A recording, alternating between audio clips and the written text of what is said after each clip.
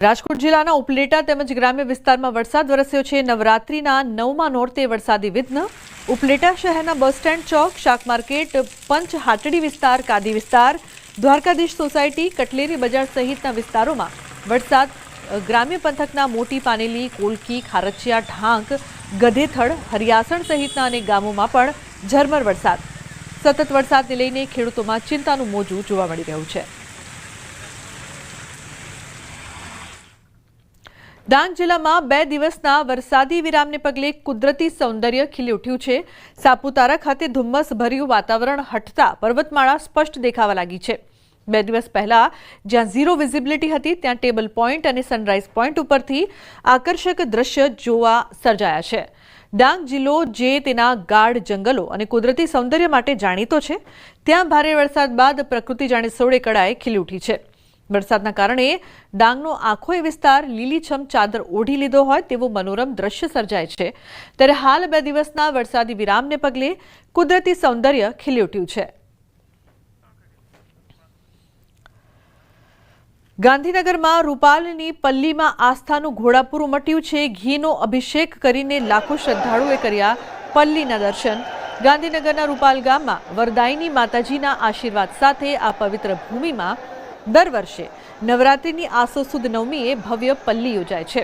રૂપાલની પલ્લીની સૌથી અનોખી ઓળખ છે તેના પર થતો શુદ્ધ ઘીનો અભિષેક।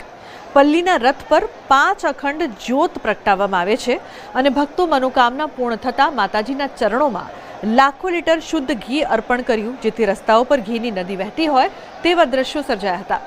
શ્રી વરદાયિની માતાજીનું મંદિર 5000 વર્ષથી શ્રદ્ધાનું કેન્દ્ર છે। રામાયણ અને મહાભારત સાથે જોડાયેલી દર વર્ષે નવરાત્રિની આસો સુદ નવમીએ ભવ્ય પલ્લી યોજાય છે।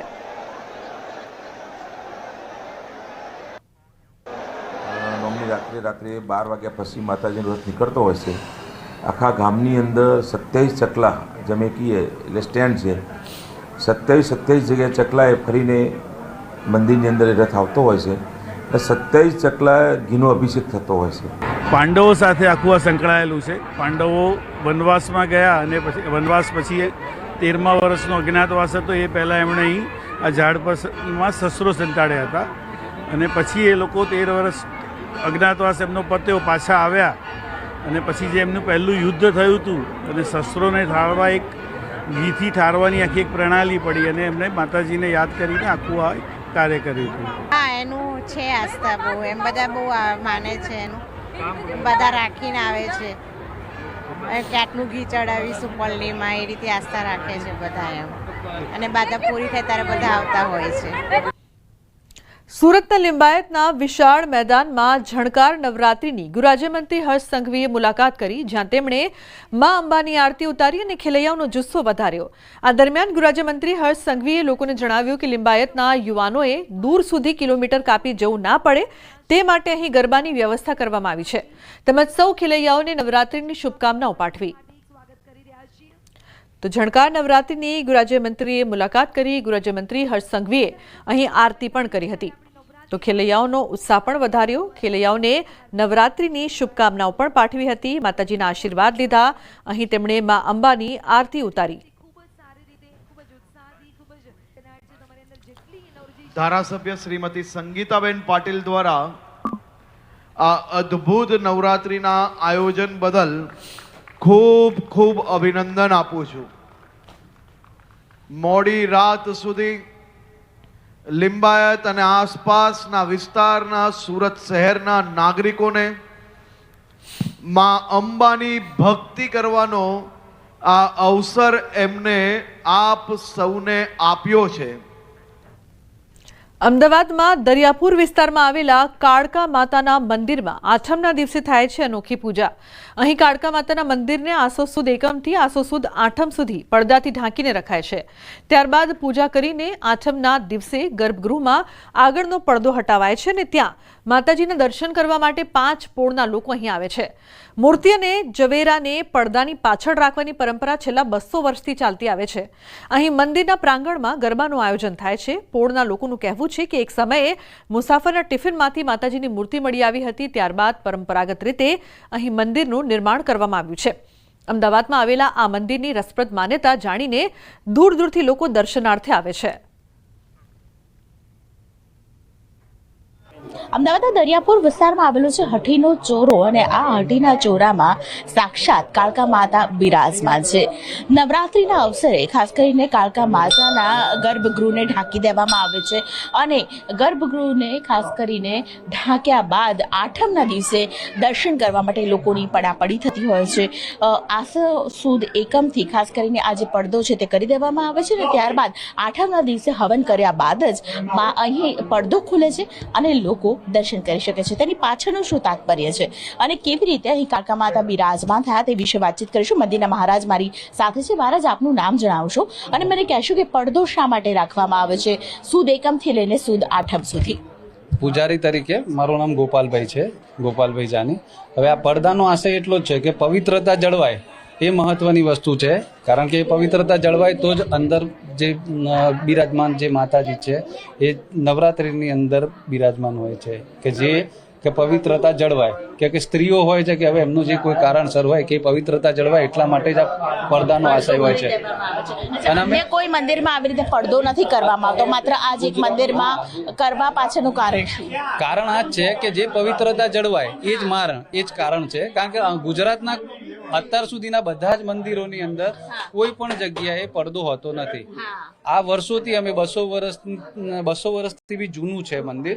હવે જેની અંદર 200 વર્ષથી આ જ પ્રથા કાયમ માટે રહેલી છે. જૂની વાયકા છે એ પ્રમાણે કે ભાઈ અહીંયાથી માતાજી જાતે જ પ્રગટ થયેલા છે, સ્વયંભૂ પ્રગટ થયેલા છે અને એમની જે મૂર્તિ છે એ અહીંયા પ્રસ્થાપિત કરી અને એની પૂજા કરવામાં આવે છે. ક્યાંથી લોકો આવતા હોય છે અને માતાજીની જોવા જોઈએ ને 2027 સુધીનું બુકિંગ ચાલુ છે. લોકો એડવાન્સમાં બુકિંગ કરાવે છે અને માતાજી અહીંયા પહેલેથી સ્થાપિત છે 200 વર્ષથી અને બહારથી બી લોકો આવતા હોય છે અને પોંડા લોકો બી રહીશો બી અહીંયા ધામધૂમથી બધા ઉત્સવ ઉજવે છે. ચૈત્ર મહિનામાં નવરાત્રિ હોય છે, આસુ મહિનાની નવરાત્રિ હોય છે, ગરબા બી ધામધૂમથી થાય છે. મારી માનતા એ કોઈ બાકી નથી રાખી આ માળીએ. સમજો કે હું આજથી સમજો કે 15 વર્ષ પહેલા સાયકલ પર ફરતો હતો, અત્યારે ગાડી પર ફરું છું. આ જ એક મોટી વસ્તુ છે અને ક્યાંય પણ હોય ને તે દિવસે આ દિવસો પર હું અહીં હાજર રહું છું. આ મારી મોટી શ્રદ્ધા.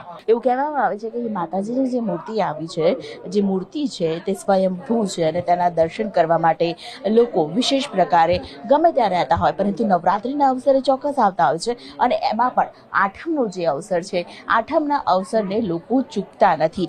5 પોળના લોકો ખાસ કરીને આઠમના અવસરે અહીં કાળકા માતાના દર્શન કરવા માટે આવતા હોય છે. કેમેરા પર્સન પંકજ મકવાણા સાથે દીપિકા કુમાર, ન્યૂઝ 18 ગુજરાતી, અમદાવાદ. યાત્રાધામ પાવાગઢ ખાતે શારદીય નવરાત્રિના 9મા નોરતે મંગળા આરતીમાં ભક્તોનું ઘોડાપૂર ઉમટ્યું. વહેલી સવારે માતાજીના દર્શન માટે ભક્તોની લાંબી કતાર જોવા મળી. નવરાત્રિ દરમિયાન પાવાગઢમાં મોટી સંખ્યામાં ભક્તોએ દર્શન કર્યા હતા.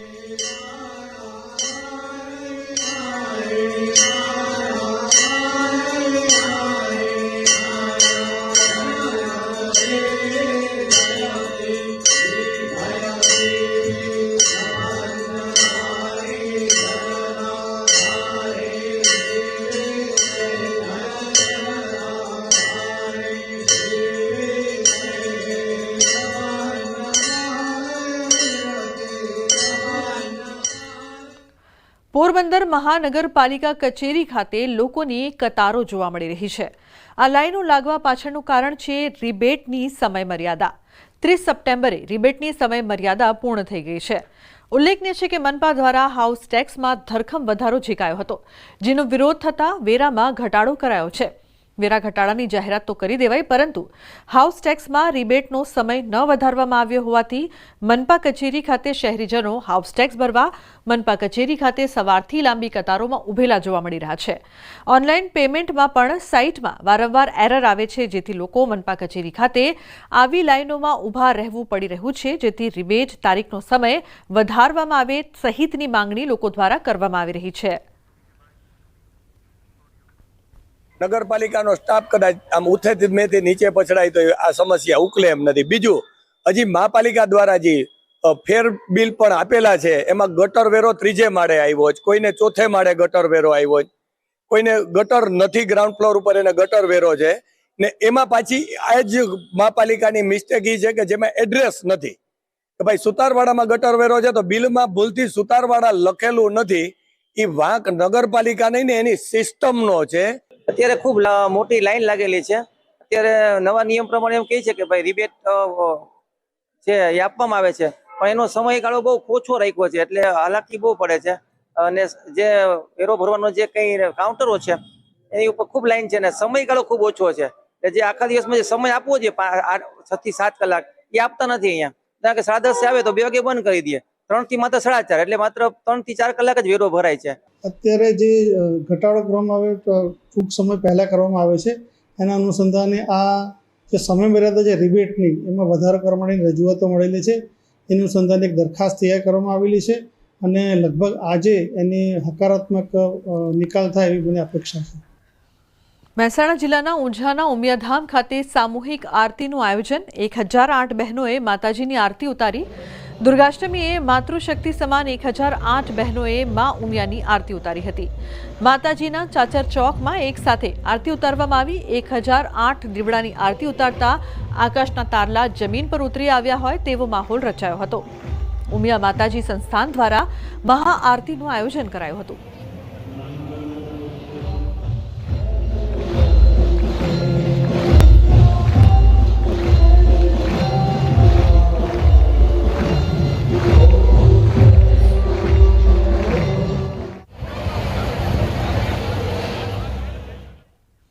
છોટાઉદેપુરના વાઘવા ગામમાં આસો સુદ આઠમના દિવસે વર્ષોથી બેઢિયું મેળો યોજાય છે.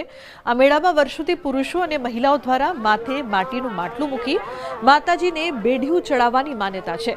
મેળામાં ભક્તોને અગવડતા ન પડે તે માટે વ્યવસ્થા કરવામાં આવી છે. સાથે ગામના યુવકો લોકોને મુશ્કેલી ન પડે તે માટે ખડે પગે સેવા કાર્યમાં જોડાય છે. તો વાઘેશ્વરી માતાજીમાં અખૂટ શ્રદ્ધા રાખતી અને મનોકામના પૂરી થતા માટીનું માટલું માથે મૂકીને અહીં આવતી મહિલાઓ જોવા મળે છે.